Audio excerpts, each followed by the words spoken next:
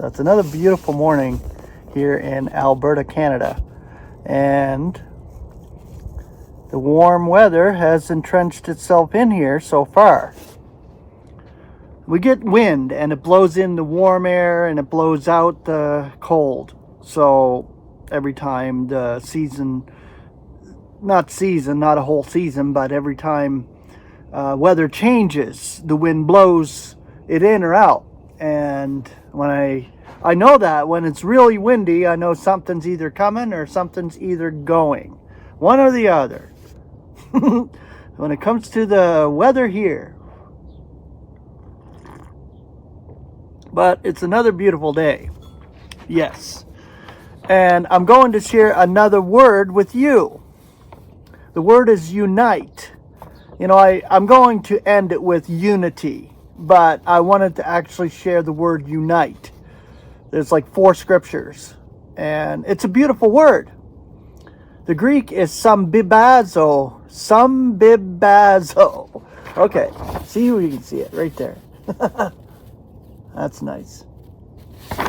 The English elements. Together have step eyes. Together have step eyes. The concordant definition. In a physical sense, deduce mentally. Put 2 and 2 together. You ever hear that saying? Well, you know what it is. Put 2 and 2 together. That is like uniting something from a physical viewpoint.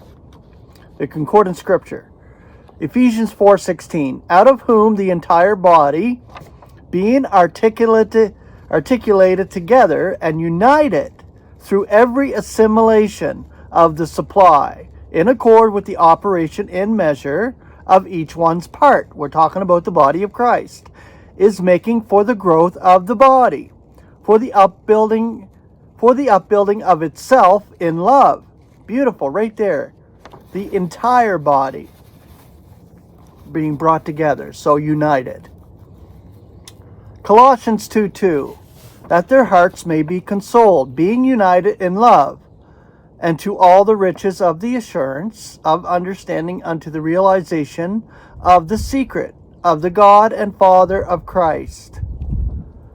Colossians 2:19, and not holding the head, out of whom the entire body, being supplied and united through the assimilation and ligaments, is growing in the growth of God.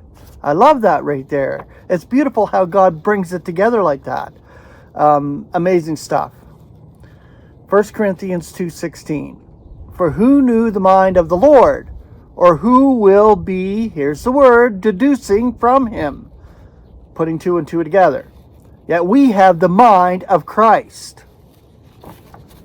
And I'm going to end it with 2 passages of scripture for the unity of the Spirit, which is Ephesians 4:3, endeavoring to keep the unity of the Spirit with the tie of peace, and the unity of the faith, which probably, if you look at that passage of scripture, or the unity, the word unity, nobody thought of this. So unity of the faith, we kind of maybe overlook it, but it says unto the end that we should all attain to the unity of the faith and of the realization of the Son of God, to a mature man, to the measure of the stature of the complement of Christ.